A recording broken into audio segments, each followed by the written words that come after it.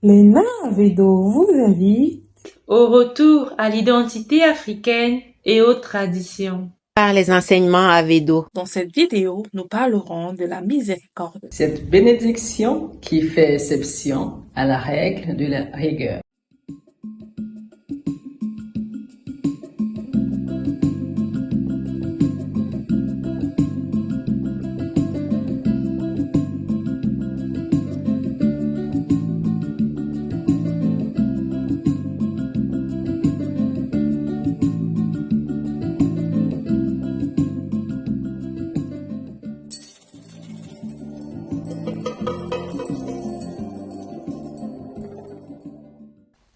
Otep à toutes et à tous, nous parlerons aujourd'hui de miséricorde.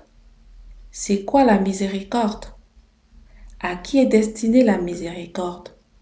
Et comment se manifeste-t-elle? La miséricorde, c'est ce qui est mis en place pour nous éviter une punition. La punition, quant à elle, c'est le résultat ou la conséquence de notre désobéissance à la règle. Nos traditions nous enseignent que la vie est faite de règles. Et ces règles sont érigées en directives par nos aînés, nos prédécesseurs et parents pour préserver la vie au sein de la famille comme dans la société. Préserver la vie ici veut dire pour les adultes comme pour les enfants que nous devons nous soucier les uns des autres. Et que signifie se soucier les uns des autres? Se soucier les uns les autres, c'est d'être présent pour les uns les autres. C'est d'être celui-là qui préserve la paix autour de lui. C'est d'éviter de mettre des gens en conflit ou d'être en conflit avec des autres. C'est éviter de blesser des gens par des méchancetés. C'est d'éviter de mentir. C'est d'éviter de voler. C'est d'éviter de faire du tort aux autres, parce que lorsque l'on fait du tort aux autres ou on fait du mal aux autres, c'est un peu comme si on s'est fait du mal à soi-même, parce que nos traditions nous enseignent que nous sommes parce que notre groupe existe. Et nous sommes ce que nous sommes parce que notre groupe est ce qu'il est, parce que notre groupe a ces valeurs-là qui préservent la vie, qui donnent de la valeur à la vie, qui œuvre à ce que chacun de nous puisse être épanoui, vivre heureux, vivre en santé, ne pas manquer de vêtements, pouvoir avoir un toit où dormir et avoir une activité qui l'empêche de vivre dans l'oisiveté. C'est tout cela que notre société ou que nos traditions prônent. Ceci dit, pour que cela soit possible, il est important que cette base soit faite depuis la maison, c'est-à-dire depuis la famille. C'est ici que les parents, les aînés auront un grand rôle à jouer dans l'éducation, l'instruction ou l'initiation de ces enfants-là dont nous avons la charge.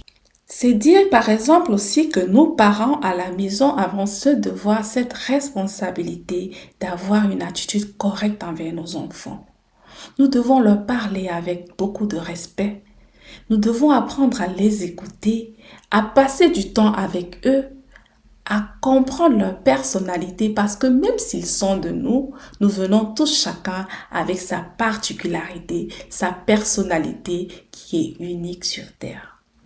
Nous devons jouer avec tous ces paramètres et leur transmettre ces valeurs-là pour que dès la maison, ils sachent ce que c'est que le vivre ensemble dans la paix, qu'ils sachent ce que c'est que le vivre ensemble dans l'harmonie, être bienveillant envers les autres. Ce n'est que lorsqu'ils auront appris ces valeurs-là qu'ils seront données. C'est pourquoi il est important que nous sachions mettre les énergies constructives dans cette démarche afin que eux, ils soient prédisposés, ils soient même aussi disposés grâce à ces énergies que nous parents avons générées à recevoir ces valeurs-là et à pouvoir les partager et transmettre plus tard. La miséricorde vue sous cet angle est alors considérée comme un bouclier ou une barrière qui nous préservera de conflits dans nos relations les uns avec les autres. Et pour nos parents, Usant de cette vertu, nous avons alors la possibilité de forger une conscience solide pour nos enfants qui leur permettra d'avoir assez de discernement lorsqu'ils sont hors de la maison ou lorsqu'ils sortiront du cocon familial, de pouvoir juger l'ampleur de leurs actes et de leurs verbes pour éviter tout conflit avec les autres dans la société. La miséricorde, c'est bâtir, c'est encourager les uns les autres à vivre en harmonie dans l'unité pour le progrès de notre peuple. La miséricorde, c'est bâtir un monde sur les fondements de nos traditions africaines. Gratitude à tous pour votre temps d'écoute. Hotep. Au tep à toutes et à tous, nous espérons que vous allez bien. Dans cette vidéo, je ne serai pas seule. Au tep à tous, les mamans et les papas et des papas. Et mes soeurs, et mes frères et mes sœurs. Ok, vous l'aurez compris, je serai avec un petit enfant dans cette vidéo. Et nous allons, papa, tu sais de quoi nous allons parler pendant la vidéo? Nous allons parler de quoi? La miséricorde. Nous allons parler de la miséricorde selon nos traditions. L'objectif de la vidéo étant que les enfants puissent eux aussi comprendre ce que c'est que la miséricorde selon nos traditions.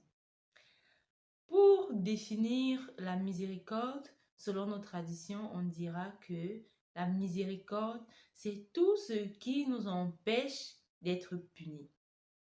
Donc, la miséricorde, c'est quand on ne désobéit pas, quand notre parents nous parlent, on écoute toujours les traditions, sinon un autre moment on va se... OK. Donc, un exemple d'une situation où la miséricorde agit, comme nous l'a expliqué notre petite amie, c'est que quand les parents nous parlent, il faut écouter ce que les parents nous disent. Et ce qu'on remarque dans cet exemple, c'est que pour pouvoir accéder à la miséricorde, pour pouvoir euh, avoir la miséricorde, on doit mériter. Et le mérite ici, c'est tout simplement le fait d'écouter quand les parents nous parlent. Les parents nous enseignent les règles, les parents nous enseignent la tradition, ce qui nous permet d'éviter de faire des bêtises. C'est pourquoi on nous dit tous les jours qu'avant de poser un acte, il faut réfléchis avant un acte. Sinon, tu vas te créer dans les petits problèmes et on va te tirer les oreilles comme ça beaucoup de fois. Voilà. Donc, si on n'écoute pas, quand les parents nous parlent, on ne sera pas capable de réfléchir avant de poser des actes et donc on sera puni. Donc, la miséricorde, c'est donc la miséricorde qu'on se fait nous-mêmes, à nous-mêmes, c'est le fait de réfléchir avant de poser des actes. Et pour pouvoir réfléchir, il faut avoir écouté pour pouvoir utiliser le filtre des traditions quand on veut poser un acte. Ça, c'est le premier aspect de la miséricorde. L'autre aspect de la miséricorde, c'est par exemple comme la dernière fois, papa, tu voulais apprendre à lire Ukiayo. Oui. Et donc, on a écrit la parole. J'ai écrit la parole sur la doise pour que tu puisses voir comment ça s'écrit. Tu as aussi écrit à côté. Maintenant, tu devais diviser en syllabes. Tu t'es trompé. Tu as mal divisé. Et donc, qu'est-ce qui s'est passé? Comme maman m'a dit de diviser sur ma part comme tu avais déjà écrit. Maintenant, tu m'as demandé de faire sur ta part et quand c'est ça la miséricorde. Et après, j'ai annulé la miséricorde. Ça veut dire que je vais recréer parce que en gros, j'ai mis tous les syllabes. Voilà, donc ce qui fait que quand tu es venu, quand je t'ai dit de diviser ta parole que tu avais écrite, tu as mal divisé. Je t'ai dit non, papa, tu ne devais pas diviser comme ça parce que la miséricorde s'applique aussi quand on n'a pas toutes les conditions pour réussir une action. Donc, dans ce cas précis, il n'avait pas toutes les conditions parce qu'il ne savait pas vraiment comment bien diviser ce mot-là parce qu'il y avait des petites nuances qu'il ne savait pas encore. Donc, je lui ai expliqué la nuance, comment il fallait faire. Et là où la miséricorde intervient dans ce cas, c'est que je lui dis, d'accord, ne réécris pas un autre mot. Vu qu'il y avait déjà le mot que moi j'avais écrit, qui n'avait pas été divisé, viens plutôt diviser ce mot-ci en tenant compte de ce que je viens de te dire, donc de la miséricorde que je te fais de ne pas réécrire un autre mot. Sauf que, en venant diviser sur mon mot, il s'est encore de nouveau trompé parce que là, il a manqué d'attention. Parce qu'il s'est trompé sur une partie qu'il savait diviser. Donc, si on manque d'attention, on manque de concentration, on peut annuler une miséricorde et dans ce cas, on va devoir revenir à zéro, c'est-à-dire subir la punition dans une certaine mesure et maintenant repartir. Donc, la miséricorde est cet aspect-là que nous pouvons nous faire nous-mêmes ou que les autres peuvent nous faire pour nous empêcher de subir la punition. Oui. Moi, c'est que quand on subit la punition, on a lu la miséricorde. Voilà. La miséricorde, c'est quand on voulait faire quelque chose et on ne le connaissait pas faire. Et comme maman nous a appris à faire, on connaît faire maintenant. Comme ça, un jour, vous oubliez qu'avant, je ne connaissais pas faire. Maintenant, je pourrais faire la chose. Voilà. Comme grandir. Voilà. Donc, quand on accède à la miséricorde, c'est quelque chose qui ne nous échappe plus jamais. Gratitude à toi pour m'avoir aidé à expliquer à tout le monde et surtout aux petits-enfants ce que c'est que la miséricorde. Gratitude à vous pour votre écoute et bon enracinement pendant ce mois de Kélé. Oh, t'es pas tous. Dans cette vidéo, nous allons parler de la miséricorde. En effet, nous allons évoquer le thème miséricorde. Qu'est-ce que la miséricorde? À qui demande-t-on miséricorde? Nous demandons la miséricorde aux ancêtres, aux divinités forces, à la source. Certains la demandent à un Dieu. Comme les chrétiens ou la religion musulmane, etc. En effet, donc nous demandons miséricorde à quelqu'un, mais à qui est-ce qu'on demande miséricorde? Si on se réfère à nos traditions, nous savons que nos ancêtres fondateurs, nos divinités, la source ne sont pas extérieures à nous. Alors à qui demandons-nous miséricorde? En effet, la miséricorde, c'est respecter les lois de la tradition ancestrale. C'est par exemple respecter ses interdits pour ne pas souffrir inutilement et être une faiblesse pour la communauté. En effet que la miséricorde, c'est comprendre les lois et les respecter.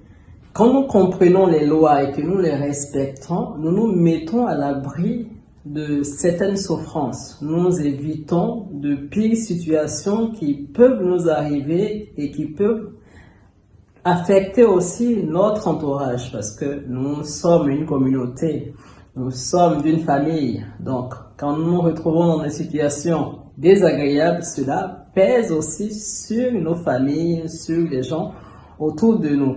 Donc, dans cette notion de miséricorde, il n'est pas question de nous seuls. Donc, quand nous pensons à la miséricorde et que nous agissons en conséquence, c'est-à-dire que nous respectons les règles, les lois, nous évitons des souffrances et nous évitons aussi des souffrances aux gens qui sont autour de nous. C'est la même chose pour un enfant qui désobéit à l'éducation de ses parents. Il se ferme beaucoup de portes parce que plus tard, cette désobéissance-là va lui créer des souffrances, des difficultés dans la vie et cela impactera aussi ses parents.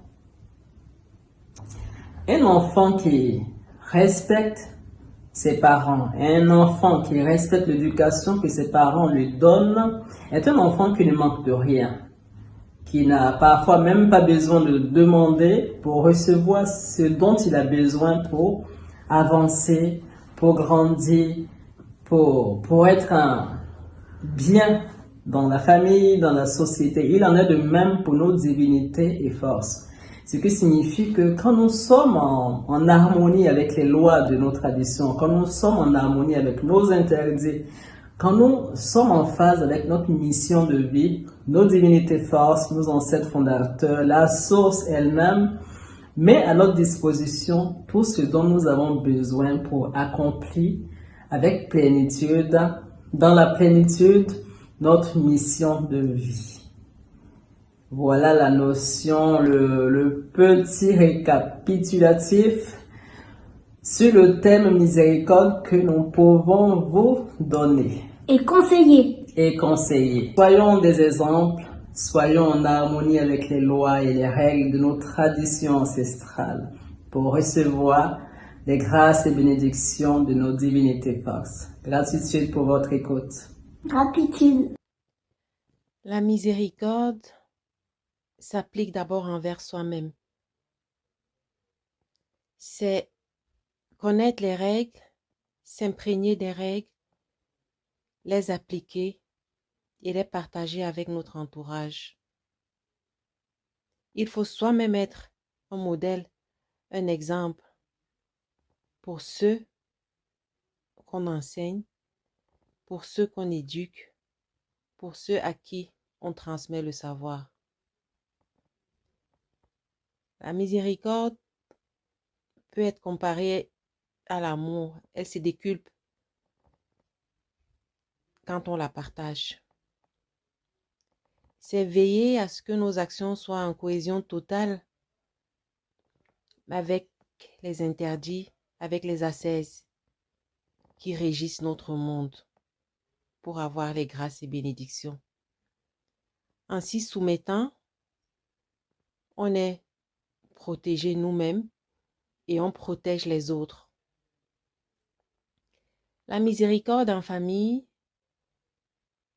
c'est le même principe. Dans une famille avec le père, la mère et les enfants, les parents font les règles. Par exemple, si les parents disent que pendant la semaine, on ne regarde pas la télé, cette règle ne doit pas seulement être applicable par les enfants, mais par les parents aussi, car si les parents regardent la télé et que les enfants ne regardent pas la télé, ils ne sont pas un modèle pour leurs enfants. Mais en s'y soumettant eux-mêmes, ils sont un modèle pour leurs enfants et leur apprennent aussi par ce biais qu'une personne n'a qu'une parole. La miséricorde dans un groupe, c'est le même principe. C'est veiller à appliquer les règles pour soi-même, mais aussi envers les autres. C'est veiller à ne pas nuire aux autres par une action qui va à l'encontre des règles du groupe. La miséricorde, c'est aussi rappeler à ceux du groupe qui s'écartent des règles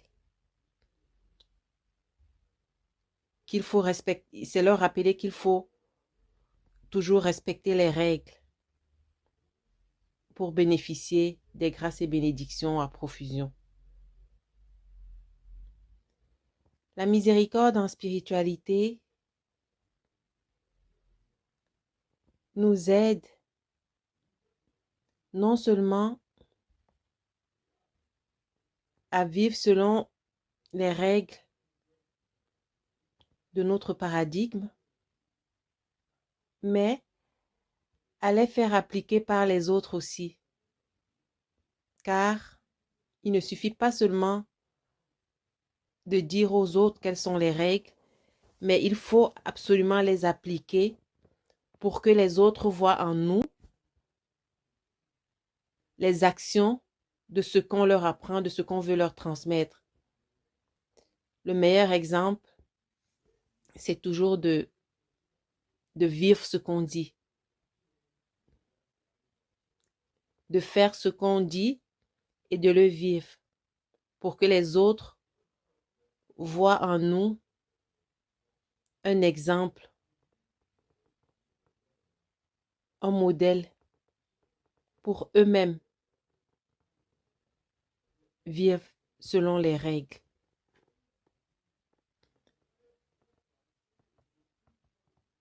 La miséricorde, pour faire un résumé, c'est finalement être libre. Parce que quand on connaît les règles et qu'on s'y soumet, finalement on est libre parce qu'on sait ce qu'on doit faire et on sait ce qu'on ne doit pas faire. On sait ce que ça peut entraîner comme implication si on ne respecte pas les règles. Donc, dans un groupe, chacun doit faire sa part. En famille, chacun doit faire sa part pour que l'ensemble donne quelque chose de joli. Attié. Oté, j'espère que tu vas bien. T'es-tu déjà posé la question de savoir ce que c'est que la miséricorde? Eh bien, un enfant qui a de la miséricorde, c'est un enfant qui écoute attentivement quand papa, maman, les aînés parlent et met en pratique ce que lui a été dit. C'est aussi un enfant qui prend compte de l'autre. C'est cet enfant-là qui se demande si ce que il fait est bien ou pas pour soi-même et pour l'autre. Avoir de la miséricorde, c'est se dire à soi-même d'arrêter d'être têtu. C'est aussi de se rappeler que la dernière fois que j'ai pris du jus de bissap du frigo sans demander à maman, j'ai été grondée. Du coup, cette fois-ci, je dois d'abord demander à maman avant de prendre quoi que ce soit du frigo. Pour partager ce travail d'éducation et d'intégration de valeurs, nous vous invitons à venir avec vos enfants pour nos classes de contes où nous parlerons de la miséricorde autour de nos séances de contes, le lien d'éducation. Gratitude à toutes et à tous de nous avoir écoutés pendant cette vidéo. Que les grâces et les bénédictions soient avec ceux qui impactent pour la renaissance de notre peuple, que soit la miséricorde.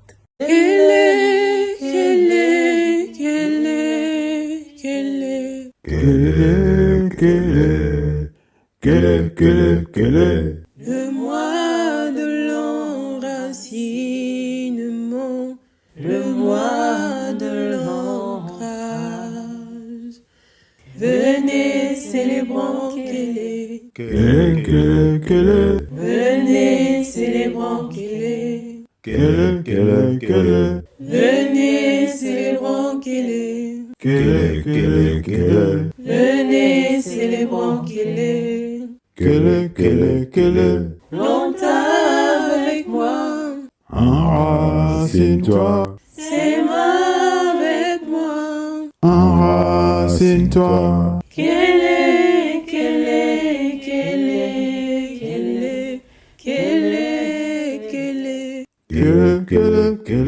Pendant Kélé, nous célébrons la stabilité, l'équilibre, la paix et l'abondance. Venez célébrons Kélé. Venez célébrons Kélé.